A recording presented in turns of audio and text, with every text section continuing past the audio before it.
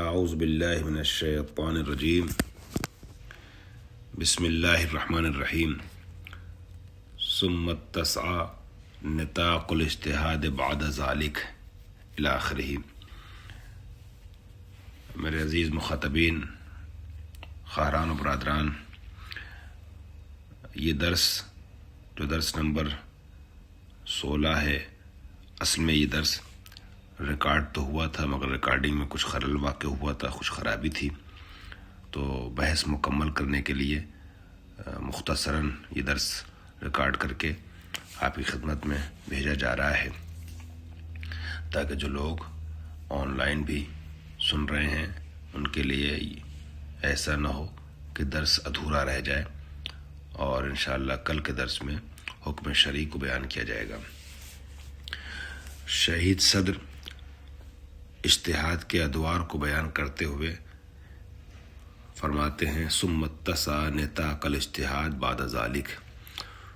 شروعاتی دور میں اجتہاد کس معنی میں استعمال ہوتا تھا لفظ اجتہاد، اس کو ذکر کرتے ہوئے کہتے ہیں اس کے بعد دائرہ اجتہاد وسیع ہوا، فاصبح یشتمل عملیت استنباط الحکم من ظاہر النص ایضاً۔ پھر یہ لفظ اجتہاد شامل کرنے لگا عملیت استنباط حکم شرعی کو ظاہر نص سے بھی، ظاہر نصوص سے بھی جو حکم شرعی حاصل کیا جاتا ہے روایات و آیات سے، ان کے ظواہر سے، اسے بھی اجتہاد کا نام دیا جانے لگا۔ لأن الاصولیین بعد ھذا لاحظوا بحق، اس لیے کہ اصولیوں نے اس کے بعد ملاحظہ فرمایا اور صحیح درست ملاحظہ فرمایا کیا کہ ان عملیت استنباط الحکم من ظاہر النص، کہ بے شک ظاہر نص سے بھی استنباط حکم شرعی کرنا تستبطن کثیرا من الجہد العلمی، اپنے اندر بہت زیادہ کوشش اور جہد علمی کو شامل کی ہوتا ہے، یعنی ظواہر نصوص سے بھی آیا مسائل کا سمجھنا، حکم شرعی کا حاصل کرنا اتنا آسان امر نہیں ہے۔ فی سبیل معرفت الظہور و تحدیدہ و اثبات حجیت الظہور العرفی۔ ٹھیک ہے، مثلا اگر ظواہر نصوص سے بھی سمجھنا ہے نا، تو اس کے لیے آپ کو اس بحث پہ پہلے کام کرنا پڑتا ہے کہ ظواہر کی معرفت حاصل ہو، ظواہر نصوص کہتے کسے ہیں، اس کی حد بندی کی جائے، اسے مشخص کیا جائے، حجیت ظہور کو ثابت کیا جائے کہ حجیت ظہور عرفی ہے، یعنی ظہور عرفی حجیت رکھتا ہے، ظہور عرفی کیا ہوتا ہے، یہ سب باتیں بھی جو ہے نا اتنی آسان نہیں ہیں، دقت طلب، زحمت طلب ہیں لہذا ظواہر نصوص سے مسائل کو سمجھنے کو بھی اجتہاد میں شامل کیا گیا۔ ولم یقف توسع الاجتہاد کمصطلح عند ھذا الحد، اور ایسا نہیں ہے کہ کلمہ اجتہاد کا توسع، اس کی گسترش، اس کا پھیلاؤ بس ایک اصطلاح کے طور پہ رہ گیا اسی حد تک کہ ظواہر نصوص سے مثلا حاصل کر لیا مسائل کو، ٹھیک ہے، یہ جو حدیں ابھی تک بیان کی گئی ہیں پیچھے، بس اس حد تک نہیں بلکہ اس کے آگے بھی کلمہ اجتہاد چلا۔ اجتہاد کی اصطلاح نے اس کے آگے بھی بہت سی چیزوں کو اپنے اندر شامل کر لیا۔ وہ کیا ہے؟ بل شمل فی تطور حدیث، یہ جو اجتہاد کی جو حدیث تھی، گفتگو تھی، بات تھی، حدیث کہتے ہیں گفتگو بات کو، ٹھیک ہے، یہ جو اجتہاد والی جو گفتگو ہو رہی تھی، یہ جو بات چل رہی تھی، اس تطور نے آگے چل کے شامل کر لیا کس چیز کو؟ عملیت الاستنباط بکل الوانہا، عملیت استنباط کو اس کے تمام شکلوں اور رنگوں کے ساتھ، یعنی آگے چل کے دھیرے دھیرے یہ اصطلاح اجتہاد ایسی اصطلاح بنی گویا اس کے دائرے میں ہر طرح کا استنباط کا شمول ہو گیا۔ عملیت استنباط کا طریقہ، مسئلے کو حاصل کرنا، کسی بھی طریقے سے حاصل کیا جائے مسئلے کو قرآن و حدیث وغیرہ سے، اس کے اوپر لفظ اجتہاد اطلاق کرنے لگا۔ ٹھیک ہے، خوب، اس کے بعد فرماتے ہیں فَدَخَلَتْ فِي الْاجْتِهَادِ كُلُّ عَمَلِيَةٍ يُمَارِسُهَا الْفَقِيهُ لِتَحْدِيدِ الْمَوْقِفِ الْعَمَلِي تجاه الشَّرِيعَةِ۔ عن طریق اقامت الدلیل علی الحکم الشرعی او علی تعجیل الموقف العملی مباشرتاً. پھر ہوا کیا جب اس نے اپنا دائرہ وسیع کیا کلمہ اجتہاد نے، اصطلاح اجتہاد نے، تو ہوا یہ کہ فدخلت فی الاجتہاد، اب اجتہاد میں داخل ہو گئی ہر عملیت استنباط شامل ہو گئی اجتہاد میں. ٹھیک ہے، وہ عملیت استنباط کی یمارس الفقیہ کے جس کی تمرین کرتا ہے فقیہ، یعنی جس کے اوپر فقیہ کام کرتا ہے.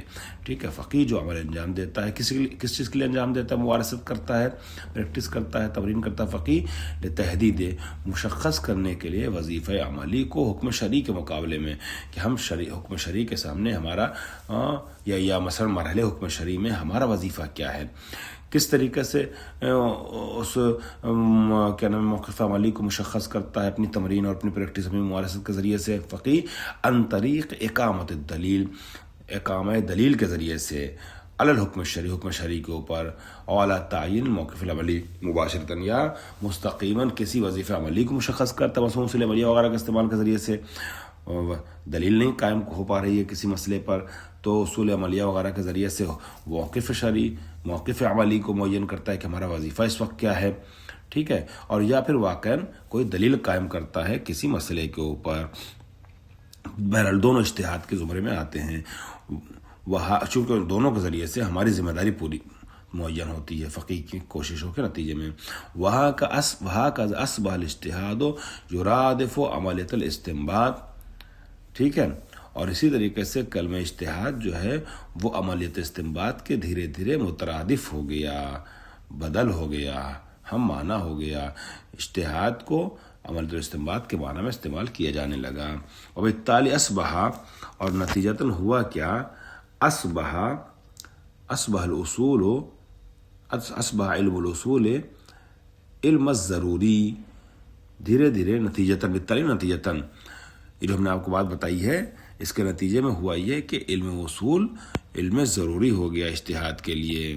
لأنہ العلم بالعناصر المشترکۃ فی عملیۃ الاستنباط، اس لیے کہ پہلے آپ کو علم اصول کی تعریف میں بتایا جا چکا ہے.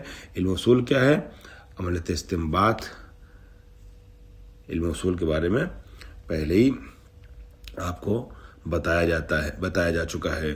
شروع میں علم اصول کی تعریف میں یہ بات آپ کو بتائی گئی ہے کہ العلم بالعناصر المشترکۃ، عملیۃ استنباط میں عناصر مشترکہ کا جاننا، اس کو علم اصول کہتے ہیں. وعلی ھذا الضوء، اب اسی کی روشنی میں ہم کہہ سکتے ہیں، یمکننا، ہمارے ممکن ہے کیا، ان نفسر موقف جماعت من علماء الاخیار ممن عارضوا کلمۃ الاجتہاد. ہم ان علماء کے بھی نظریات کو سمجھ سکتے ہیں، ان کے موقف کو سمجھ سکتے ہیں، اس کی تفسیر کر سکتے ہیں. ان علماء خیار، نیک بڑے اچھے علماء کہ جنہوں نے کلمہ اجتہاد سے معارضہ کیا، اس کی مخالفت کی. ٹھیک ہے، اس پہ حملہ کیا. بما تحمل من تراث المصطلح الاول، کیونکہ اجتہاد جو ہے پہلے والے معنی کو، میراث کو، پہلے والے مفاہیم کو اپنے اندر سمیٹے ہوئے تھا. ٹھیک ہے، الاول الذي شن اہل البیت حملتاً شدیدتاً علیہ، جس معنی اولی پر اہل بیت نے شدید حملہ کیا تھا. شنّا، ٹھیک ہے، اہل بیت نے اس کی توبیخ کی تھی، تنبیہ کی تھی، مذمت کی تھی، اور شدید حملہ کیا تھا اس معنی اصولی پر، معنی اجتہاد پر، پہلے والے معنی پر. وَهُوَ يَخْتَلِفُ عَنِ الاجتہاد بِالْمَعْنَى الثَّانِي، اور وہ مختلف ہے، وہ اجتہاد کا وہ معنی یا اجتہاد کی وہ اصطلاح جو پہلے والا معنی کو اپنے اندر لی ہوئی تھی، وہ مختلف ہے اس معنی سے کہ جو ہم مراد لیتے ہیں معنی دوم. ما دمنا قد میزنا بین معنیل، یہ معنیین تھا نا، نون گر گیا اضافت کی وجہ سے، معنیل اجتہاد فنستطيع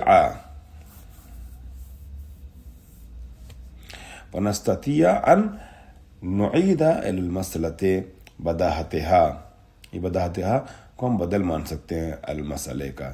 ٹھیک ہے، اور جب ہم اس کا مادمنا کا کرتے ہیں، مصدریہ تو کہتے ہیں جب تک، یہاں پر ہم ترجمہ اس طرح کر رہے ہیں کہ جب ہم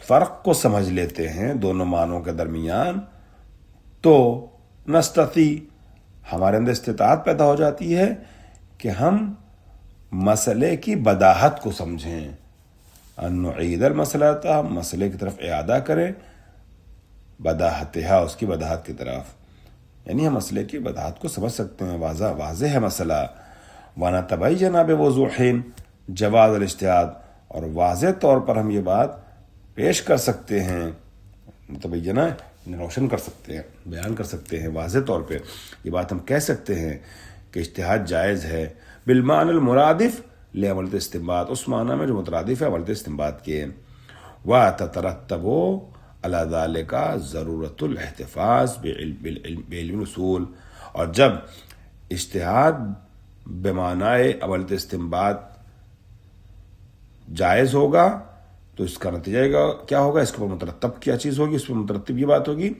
کہ علم اصول کی ضرورت کا احتفاظ کیا جائے، یعنی قبول کیا جائے، مانا جائے، ٹھیک ہے، تسلیم کیا جائے کہ علم اصول جو ہے وہ ضروری ہے، لدراست العناصر المشترکۃ فی عمل الاستنباط، عملیت استنباط میں عناصر مشترکہ کو یاد کرنے، سیکھنے اور سمجھنے کے لیے علم اصول کا جاننا ضروری ہے۔ وآخر دعوانا الحمدللہ رب العالمین۔